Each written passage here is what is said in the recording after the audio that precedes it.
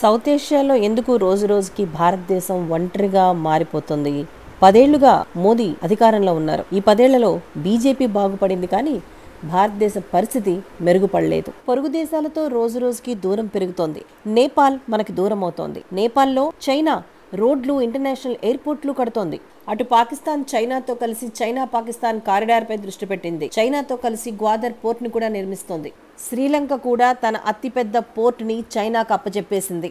China షిప్పులన్నీ Sri Lanka పోర్టులో నిలిచి ఉన్నాయి. మాల్దీవుల్లోనూ చైనా ప్రభావం రోజు రోజుకు పెరుగుతుంది. చైనా సపోర్టెడ్ ప్రభుత్వం అధికారంలోకి రావడంతో ఇండియా అవుట్ అనే నినాదాలు మిన్నంటాయి. ఇక చివరిగా మన ఏకైక మిత్రదేశం బంగ్లాదేశంలో పరిస్థితులు ఇప్పటికే మనకు తెలుసు. షేక్ హసీనా దేశం దాటి పారిపోయి మన దేశంలో తలదాచుకున్నారు. ఇప్పుడు ప్రస్తుతం ఉన్న మొహమ్మద్ యూనిస్ ప్రభుత్వం ఎక్కువగా చైనా వైపే మొగ్గు చూపుతోంది.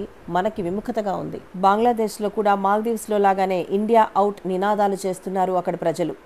సౌత్ ఏషియాలో మిగిలిన చివరి దేశం భూటాన్ కూడా చైనాతో అనేక రహస్య ఒప్పందాలు చేసుకుంటోంది. భారతదేశ విధానాలతో విసిగిపోయిన భూటాన్ చైనాకి దగ్గరవుతుంది అని తెలుస్తోంది. మోదీ అబద్ధాలు, అహంకారపూరితమైన విదేశీ విధానాలే పొరుగు దేశాలతో మన సంబంధాలను దెబ్బతీశాయని విశ్లేషకులు అంటున్నారు. మీరు కొందరిని కొంతకాలమే మోసం చేయగలరు, అందరినీ ఎల్లవేళలా మోసం చేయలేరు అని చెప్పి వాళ్ళు అంటున్నారు. మీరేమంటారు? మీ అభిప్రాయాలు చెప్పండి.